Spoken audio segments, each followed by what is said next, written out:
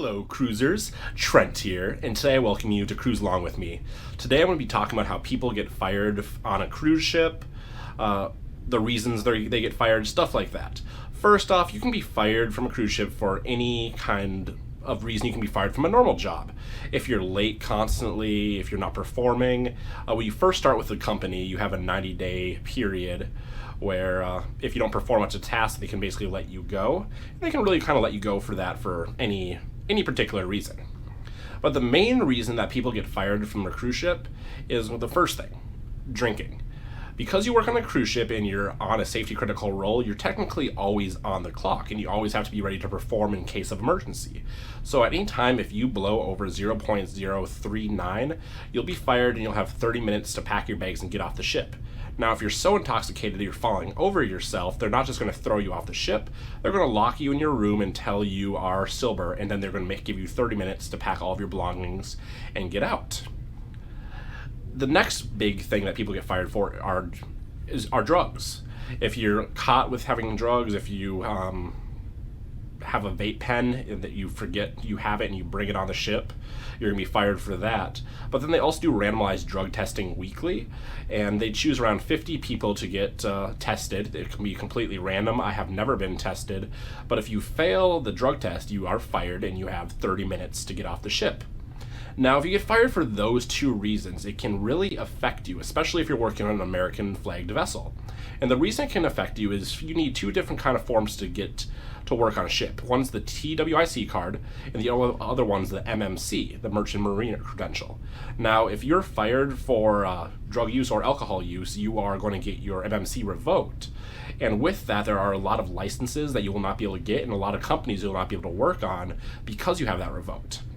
Now, if you want to re-get that back, you're going to have to appeal the decision and then usually take a drug or alcohol abuse course, and then you may be able to get your MMC back in time. The next big thing that I see people fired, you're not really a big thing, it doesn't happen too often, is sleeping with a guest. If a crew member goes into a guest room when they are not supposed to, the only people that should really be going into guest rooms are the room stewards or housekeepers. If you're going in just willy-nilly, you're going to be fired. You should never step foot in a guest room for any reason whatsoever. The next thing that people really tend to get fired for are bringing things on the ship they should not bring in. You're not allowed to bring alcohol on the ship. There are certain products that you're not allowed to have in your room even. You're allowed to have 1 bottle of wine or 6 cans of beer per person in your room. If they inspect your room and they find out that there are more than that, than what's allowed, you'll be fired. If you're not allowed to have fresh food in your room, if you have fresh food in your room, you will be written up or fired. And then you're not allowed to have certain cleaning products like wet wipes or things that are just not allowed, like anything that can make flames, blow torches, that kind of stuff. So if you go against the grain and you bring something on and keep it in your room and they find it, you'll be fired. Well, they do weekly room inspections. They do the room inspections every single Sunday, and they better not find anything like that in your room. Another thing, when they do those room inspections, if your room is dirty or constantly messy, you'll get a note saying, hey, you better clean this up.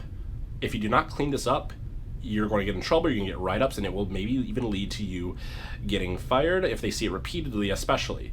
Remember, even though you're on this cruise ship and living here, this is not your home. You can't decorate in certain ways, you can't hang things with certain products. It's kind of like dorm life, where you can't really make the room your own. It has to really stay how it is, and it cannot be too cluttered just for safety reasons. It can't be a fire hazard or really anything like that. Another thing I see crew members get fired for every single week is getting in arguments or even fist fights with each other. We have crew members that get fired just for yelling at each other in guest areas, acting not responsible, and then punching each other. You can never get into a fight. If someone comes up and punches you and you punch them back, you both will be terminated, and that's a zero tolerance. There's going to be no way that you can really recover from that. Those are kind of the main reasons that you can get fired. If you miss the ship, obviously you'll be fired. I was only written up, But in most cases, you're going to be fired if you miss the ship. I think the reason I didn't get fired is because the ship didn't really leave port. The gangway was just up, so technically I was able to make it back to the ship. But as you can see, there are lots of really small things you can get fired for, or really big things. But again, coming here, you're not going to really have a problem with any of that, as long as you're responsible. Again, the main thing I see people get fired for is the drinking. Drinking is huge on ships, and more than 20 people go home a week because of it. But cruisers, I hope you enjoyed this video. If you have any comments, questions, let me know. But I will cruise with you next time. Pew! Pew, pew, pew! Please subscribe to my channel. It will make me feel really special.